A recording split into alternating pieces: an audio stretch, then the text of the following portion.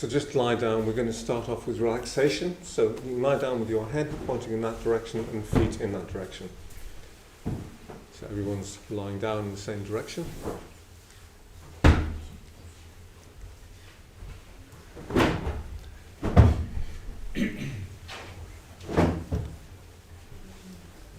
So get a mat and lie down on your back with your head pointing in that direction and your feet in that direction. So everyone's pointing the same way.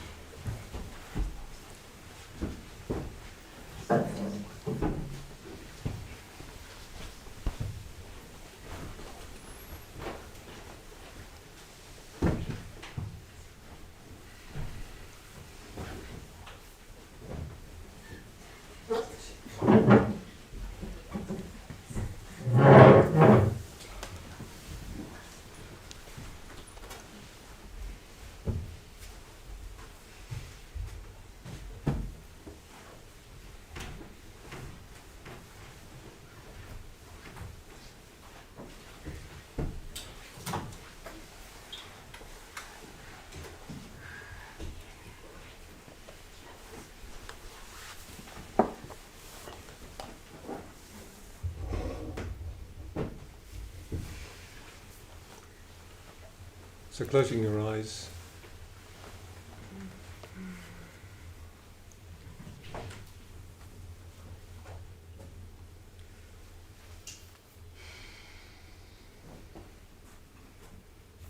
and I recommend drawing up your knees so that you can rest one against the other, making sure that there's something supporting your head.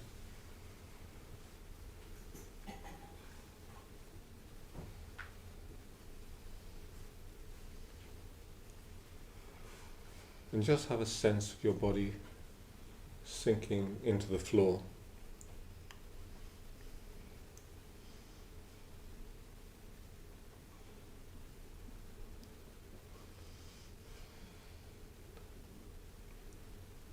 Sense of your body just becoming really heavy.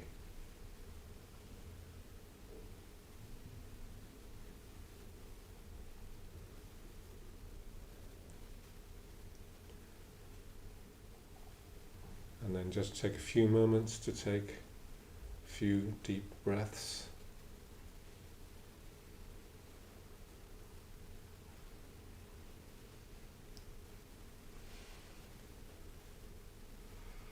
And then bringing your attention onto your face.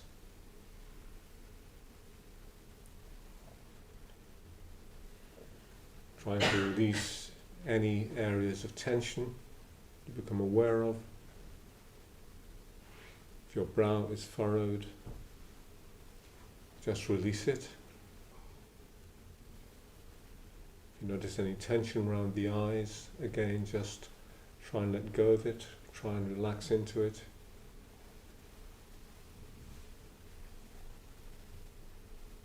In the mouth. And if you notice you're clenching your jaw, let it go.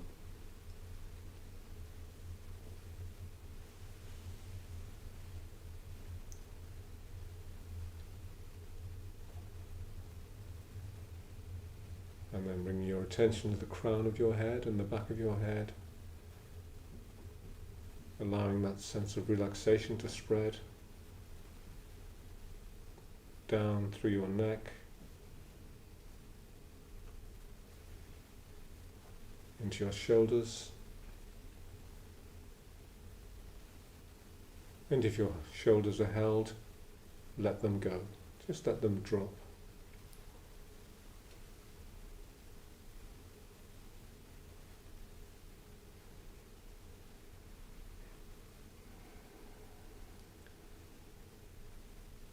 And then taking your awareness down through your arms, through the elbows, wrists,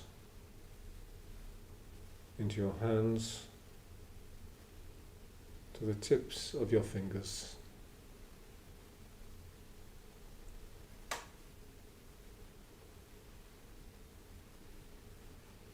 Making sure that your fingers are not interlocked, because that can create tension in the fingers and the hands.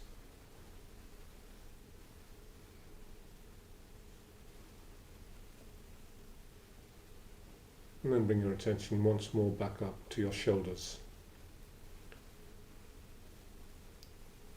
Just allow the shoulder blades to fall away so that the chest can open.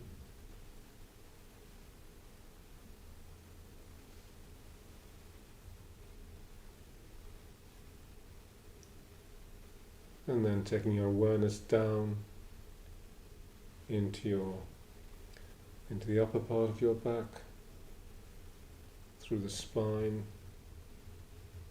in the middle of your back, all the way down to the bottom of the spine. And just relaxing into any tension you find there, and letting it go.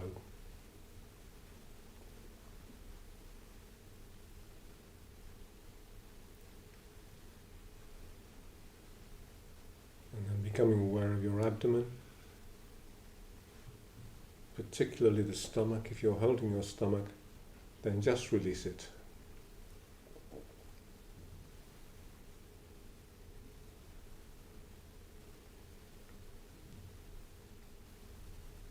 And then taking your awareness further down through the pelvic region into your thighs,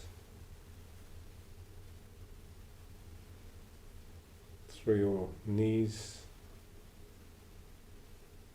calf muscles and ankles, into your feet, to the tips of your toes.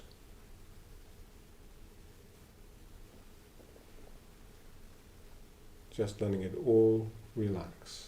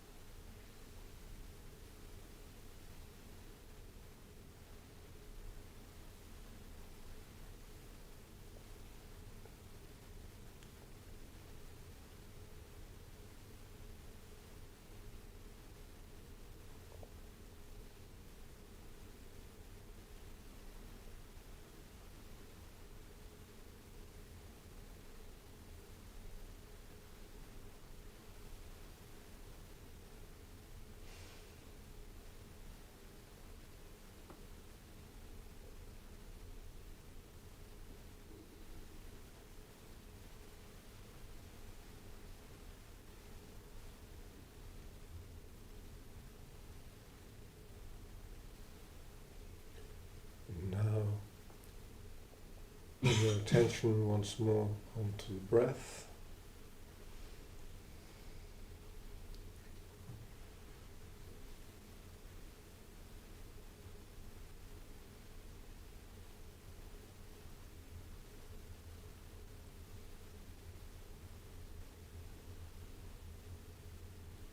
And when you're ready, opening your eyes.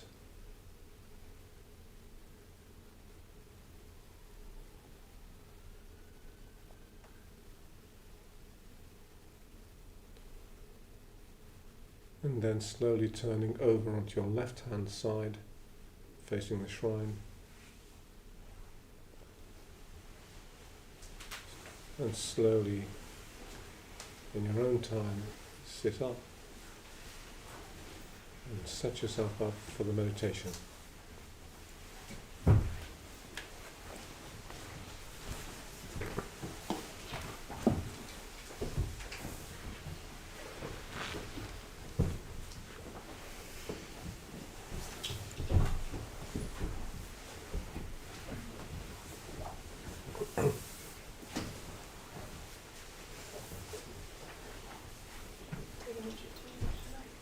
Sorry? That's fine. Thanks. Thanks, Saskia.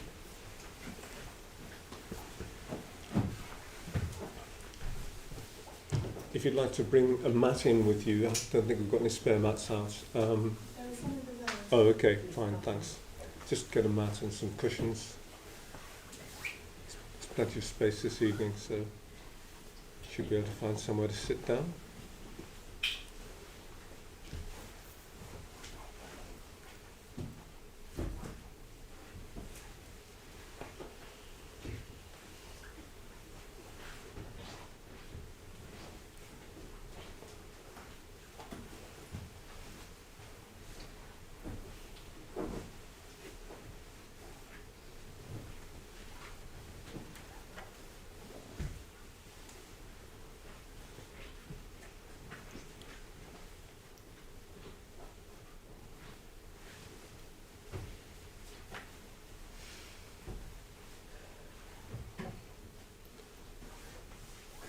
So welcome everyone from me. My name is David Mitra, and this evening we're going to be doing the mindfulness of breathing practice.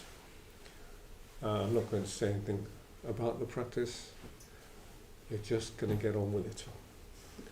And I'll sit here as I usually do, perfectly still, and hopefully you'll be able to do the same. But if you have to move, of course, if you're in considerable discomfort, please do.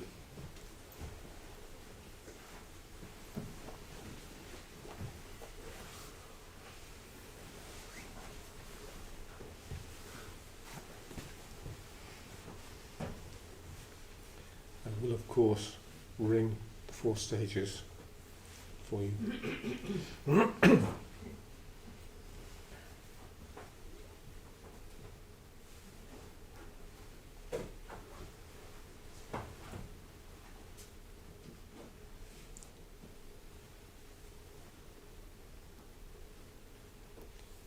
The mindfulness of breathing.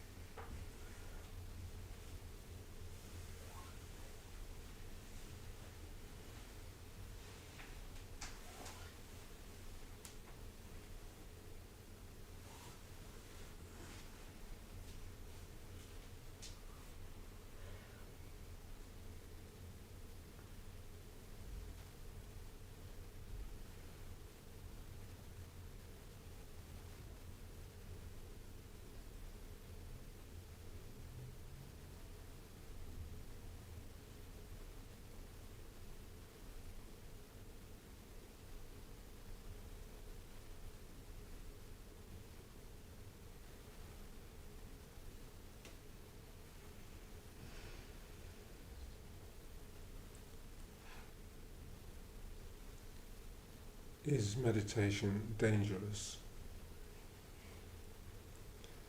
Some people seem to think that it is.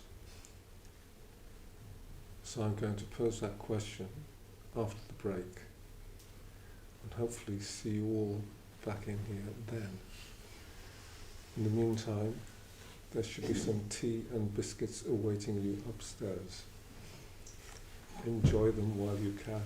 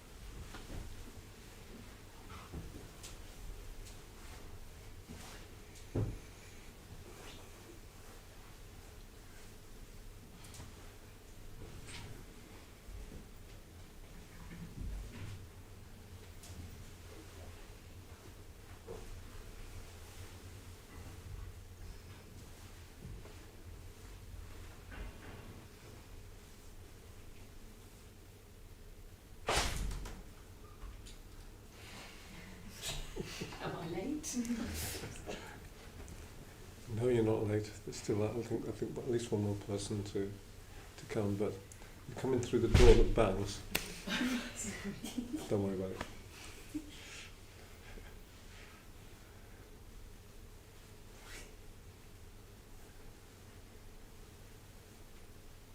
We'll just wait for Sabana Jyoti, and then we'll get started.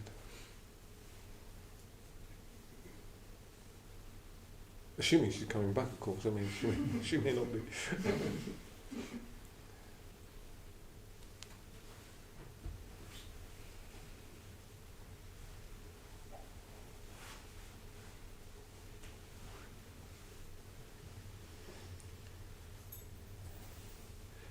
Since she mentioned the winter retreat, I'm also going to be on the winter retreat. I hope that's not off-putting for any of you. But I'll be there.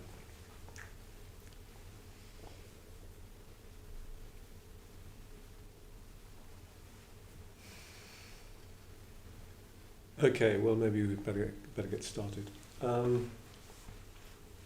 posed the question, is meditation dangerous? Partly because I hope it might bring more of you back into the room after the tea break. But it was a question. It certainly was a question for the Holy Office in the Vatican a few years back, because Cardinal Ratzinger, who later became a pope, I can't remember which one, he was the German pope. Anyway, Cardinal Ratzinger was running the Holy Office at the time. The Holy Office, by the way, historically was in charge of the Inquisition, just in case you know, just to give you the full background to this. And it had come to the attention of the Roman Catholic hierarchy that quite a few of their members, quite a few Catholics, were dabbling with meditation. So a warning went out that meditation was dangerous. It was dangerous because it opened you up to the forces of evil. That is to say, the devil. So I was quite amused when that message went out. But having thought about it, I mean, there is a sense in which it's true. I'll come on to that a little bit later. But meditation is really quite an adventure, you could say, because you never quite know from one session to another what's going to be there, what you're going to find in your mind. And especially if you do a lot of intensive meditation, and especially if you do that on your own, in solitude, as I have done a number of times. And, you know, one of the things about meditation practice is that it makes conscious that which is unconscious. That's one of the definitions by my own teacher, Sangharakshita, the man who founded the Sri Lanka Buddhist community. That's one way he said you could regard meditation. It sort of initiates that sort of process. So what that means is that, of course, we've got, you could say there are two elements to our minds. There's the conscious mind, where everything that we do or everything that we think is conscious. But there's also the unconscious mind, and what drives the unconscious mind. And the unconscious is much, much larger than the conscious mind. And so inevitably, when you sit down to meditate, you're sitting there with your mind, and so sometimes things will pop up out of the unconscious, because the fact that you're giving attention to your mind means that certain things you'll become more aware of what's going on in your mind. I was teaching newcomers upstairs last night, and at the end of the class, someone came up to me and said, well, we've been doing the Metabhavana practice, and he'd been doing this practice actually for quite some time. I think for about a year, he told me. Anyway, he said that very often what happens when he does the mindfulness of breathing is that he really does try to generate feelings of goodwill. He said, I can't do that. He said, and the more I try, the harder I try, I just get angry. So when I get angry, I switch to the other practice, the mindfulness of breathing. So we talked about this a bit, and that's, well, I would not particularly recommend that you do that. If there's anger there, well, why not just let yourself experience it? Because it's not that we want to encourage people to dwell upon anger, certainly not, but if it's there, it needs to become more conscious. It needs to be at least experienced, and hopefully in some way dealt with, so that you can get beyond your habitual mental states. Of course, that takes quite a long time. If you're angry by temperament, it's not going to happen overnight, as I explained to him. But so for him, this was, I would say, an example of this idea that meditation makes conscious that which is unconscious. So very often what happens, though not always, but it can happen, that some of the emotions that surface are not particularly pleasant, and they might even be quite harmful emotions to dwell upon. And the only way forward through that is to nonetheless let them in, experience them, and allow them to pass. You can consciously make an effort, that is to say, especially when you're meditating, but you can also make a conscious effort to do something about that. Certainly when anger is more likely to arise, perhaps in your everyday life. Someone does something that really irritates you, get angry.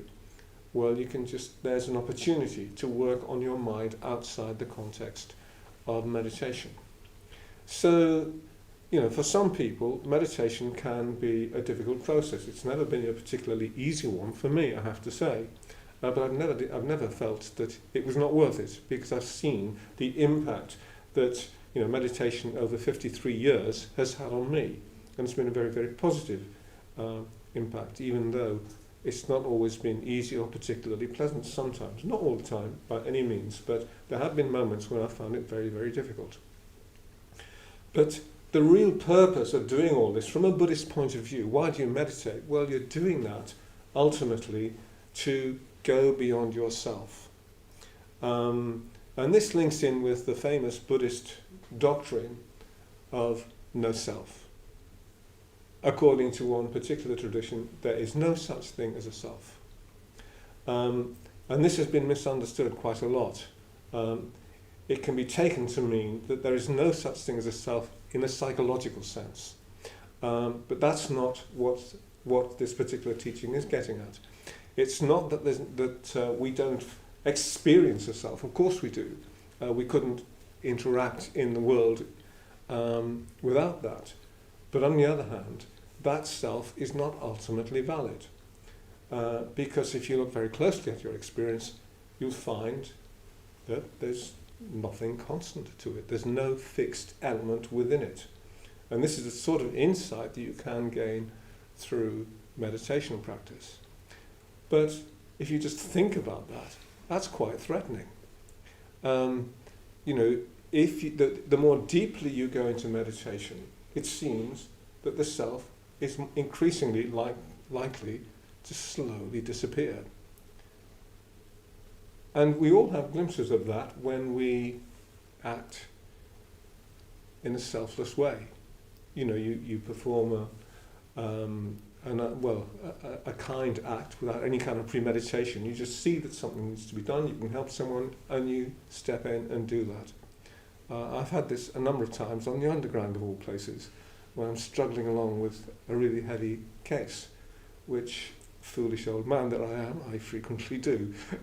Never learnt the lesson to travel light. And people come up and they can see that I'm struggling, and they help me with my bag. They don't have to do that. It's just something that in the moment they're prompted to do. And I would say, well, that's a small example, a very small example, but not insignificant, of a momentary self-transcendence. So this is where Buddhism is ultimately all leading. Every time we really forget ourselves and what's important to us, and in a sense we put others before us, or we go out of our way in some way, well, that's you're learning slowly to transcend the self. Of course, there are degrees of that, and you can go a very, very long way down that particular path. But ultimately, this is the path that leads to what Buddhists call enlightenment, which is the complete overcoming of deeply ingrained selfishness. Quite often you'll hear people say, for example, of a particular person, they'll describe them as being very egoistic. Well, that's nonsense really, because they're probably no more egoistic than you are. We're all very egoistic, that's why we're here. We're here because we've got egos. That's one way of looking at life anyway, at least what we would call conditioned existence. So the whole of the Buddhist life is trying to break down that deeply felt, that deep habit of selfishness. Now, of course, I'm not saying that all human activity or that all of you or even me are always selfish. That's not the case, as I hope my example, a simple example, has illustrated. But nonetheless, fundamentally, we are very, very selfish. And to work against that is it's quite a huge task. But that's ultimately the purpose of Buddhist meditation practice. And in a certain sense, that's dangerous, because ultimately you're not going to be there.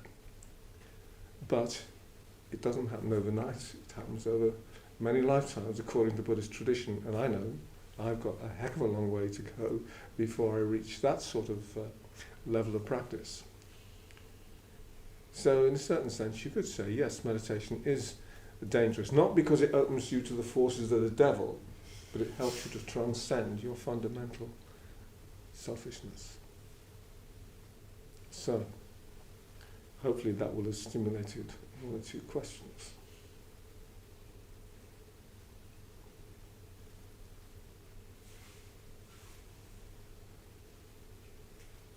Yep. I mean, your question opens up many different dimensions of that, but one I was reminded of sitting here about 7 years ago doing the breathing space. It's interesting that it can be dangerous for people who are in depression, who are in in the pit of it.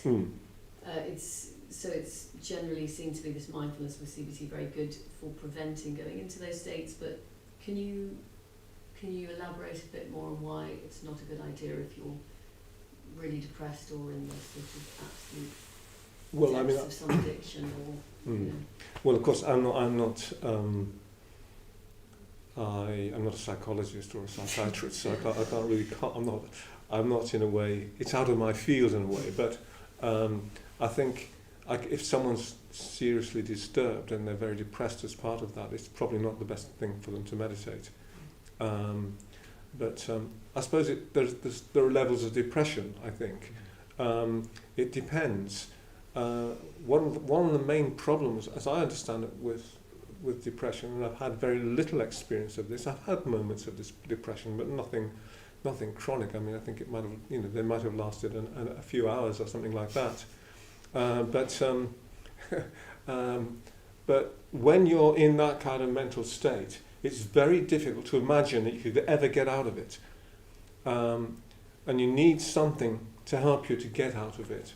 And of course, in some cases, that might mean professional help. It might mean medication, just to help you sort of lift yourself a bit.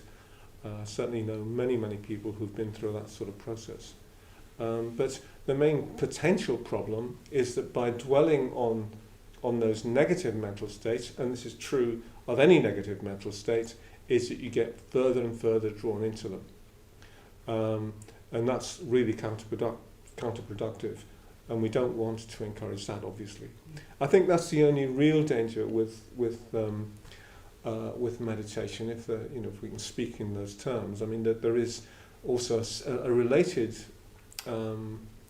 phenomenon of alienated awareness, which we normally speak about in this sort of context, where you're developing mindfulness, and it's as if there's a dissociation when you're meditating between you and your experience. So it's almost like anger is arising, but it's arising out there, and you're not experiencing it. But it's important to experience it. whatever's in your mind, it's your mind, it's nobody else's. It's part of what makes you you, and you need to sort of allow yourself just to experience it and let it pass. These things can never sustain themselves because, law of the universe, nothing is permanent and fixed. And the good side of that is, of course, that it implies that you can change, and you can change for the better, which is the whole basis of Buddhist practice. So I don't know whether that answers your question. I certainly know that when Sangharakshita first came back from India to teach in this country, he encountered quite a few people. This was in the very early days of Buddhism in this country, in the sort of mid-60s, who had become seriously alienated from their feelings and emotions through practicing meditation in the wrong sort of way.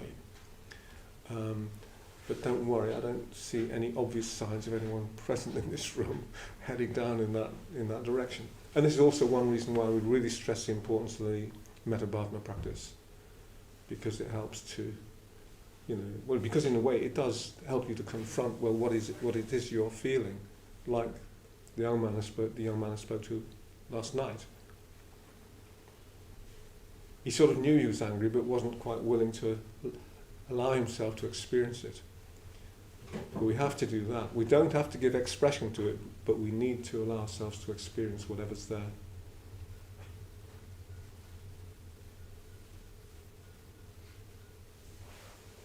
Yeah, sounds good. I guess one of the trickier things is the push and pull between self-transcendence, like going beyond yourself, but also that embodied experience. And that is something that I can find a bit tricky sometimes, like the knowing that we need to sort of exist in a way that we're all made of the same stuff and the sort of ecosystem, but also not forgetting yourself. I think maybe that can be a danger in some ways, like getting so down the kind of altruistic path, as it were, or like self-transcendence path, that you lose your connection to your body or to your own needs. Yeah, I think that is potentially a problem, obviously, but that's why we always emphasize the metta-bhavana practice, because that helps you to avoid that. Because any kind of altruism isn't true altruism unless it's based on positive emotion. Sometimes people engage in altruistic activity out of feelings of irrational guilt. And that's actually quite common, and it's certainly especially common amongst people who've had a very strong Christian conditioning.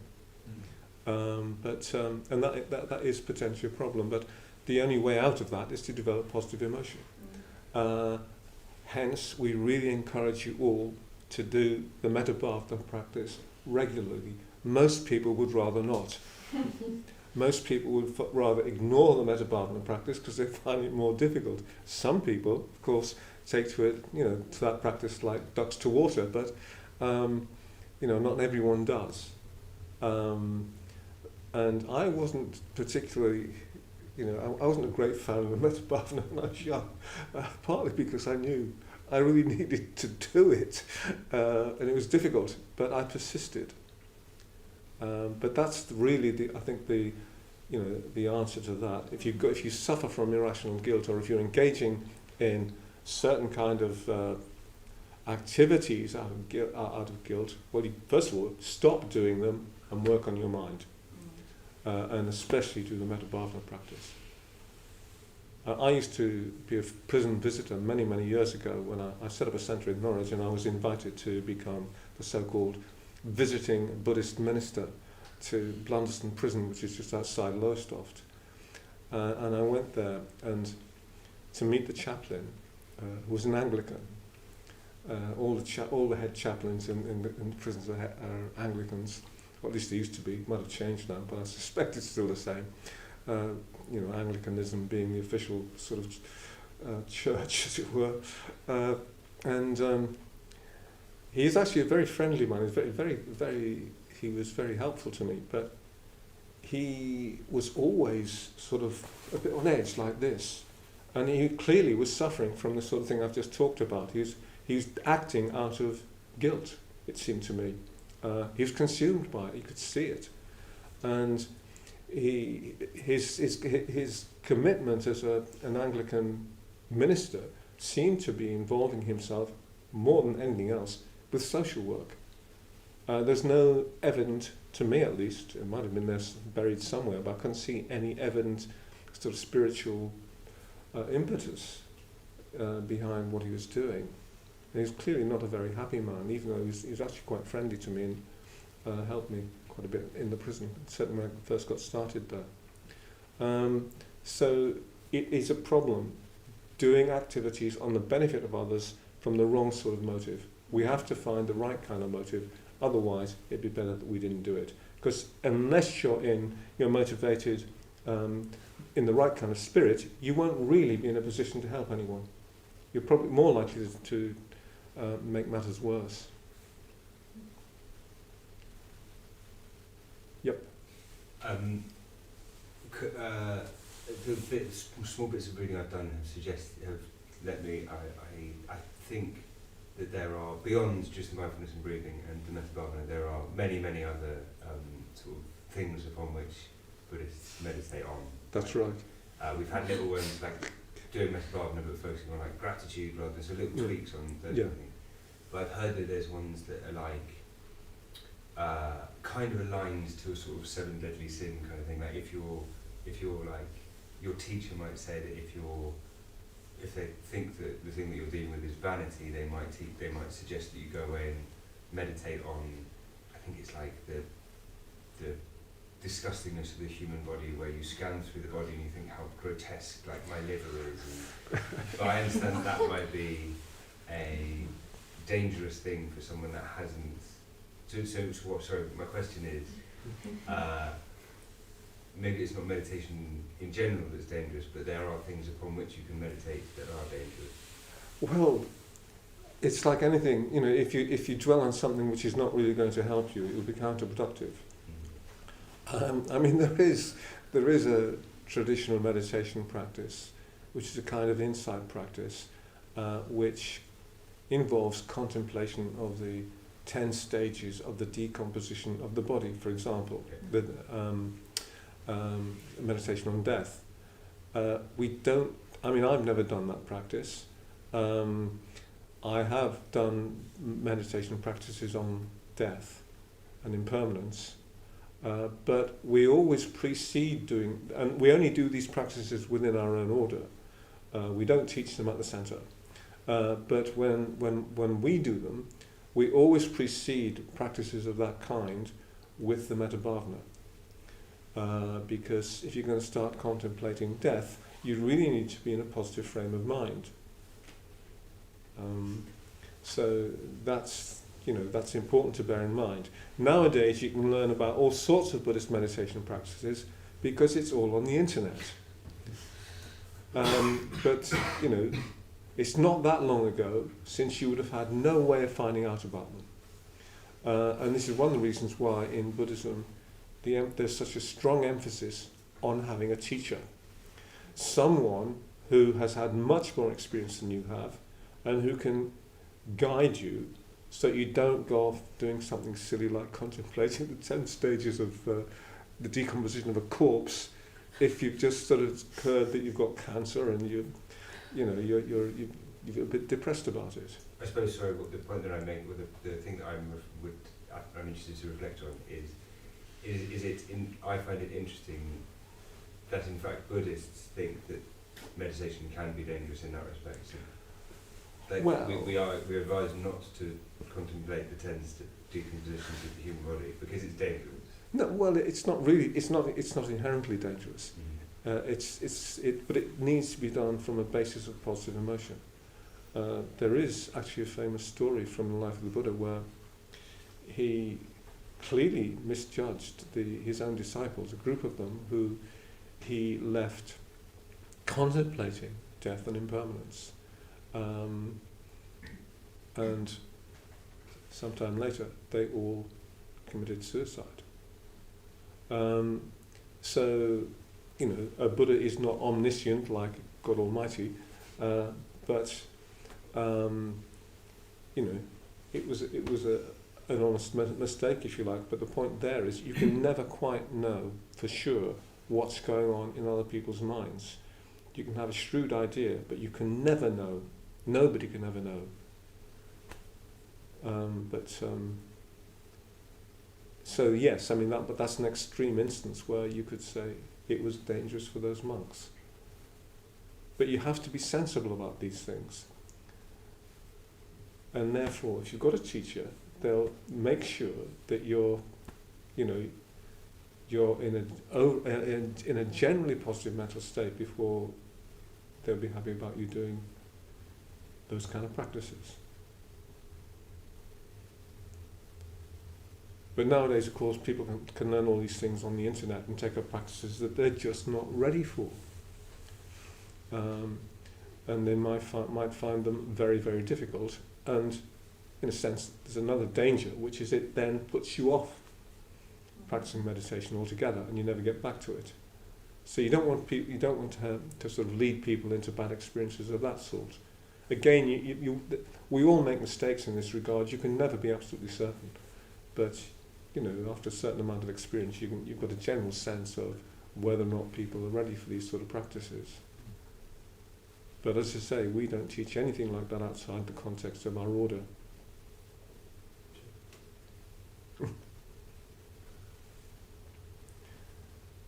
Okay, got time for one more question if I answer it briefly.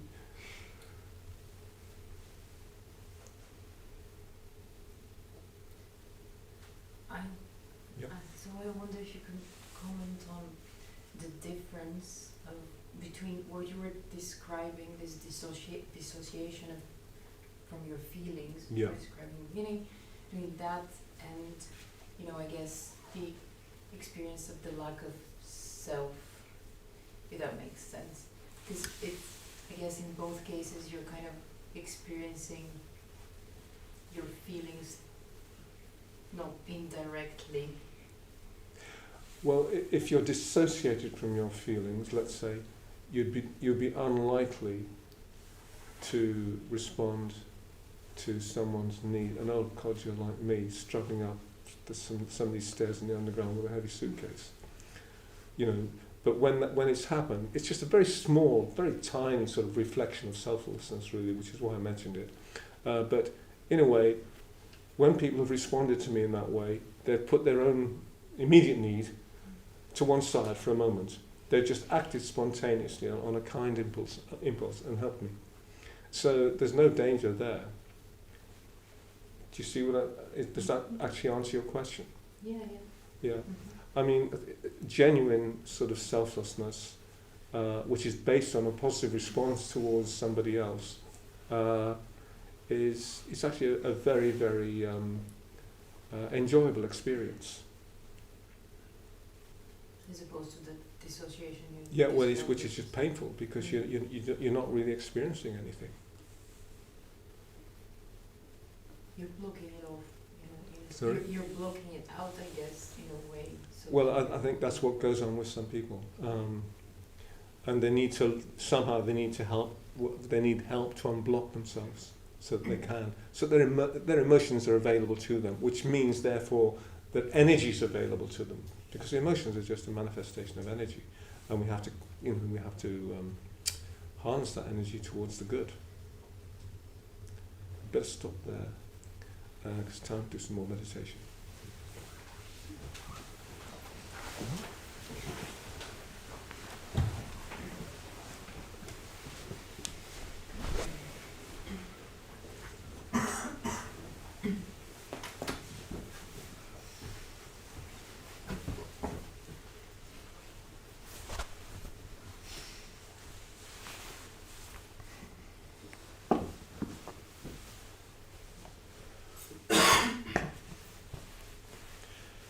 So I'm going to ring all the bells for the mindfulness of breathing again, so we do the whole practice.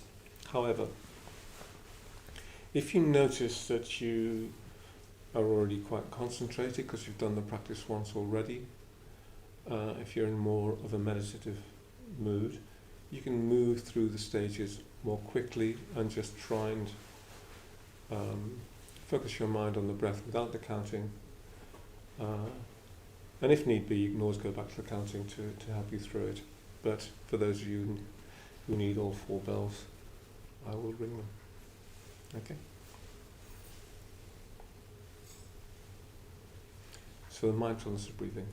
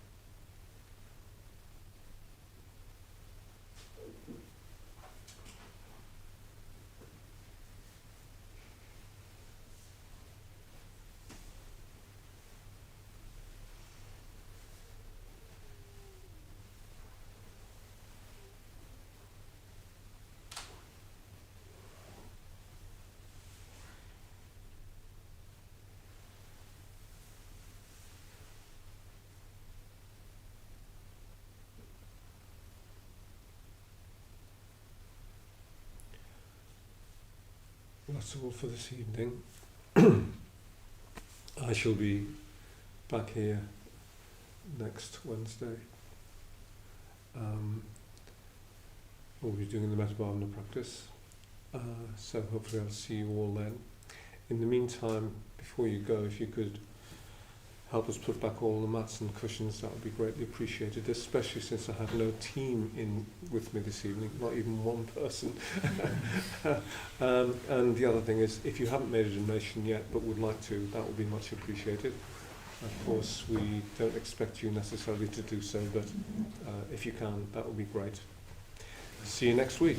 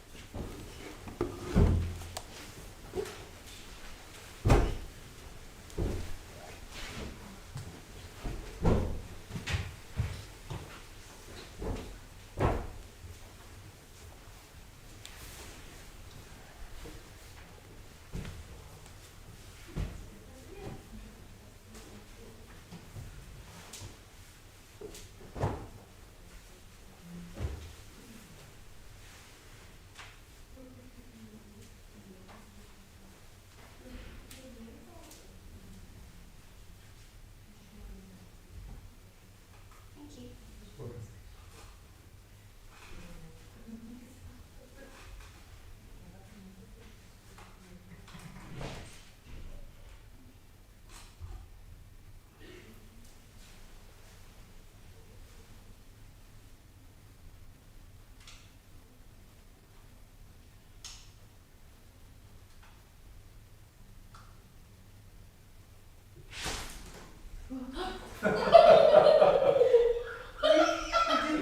You left something in here.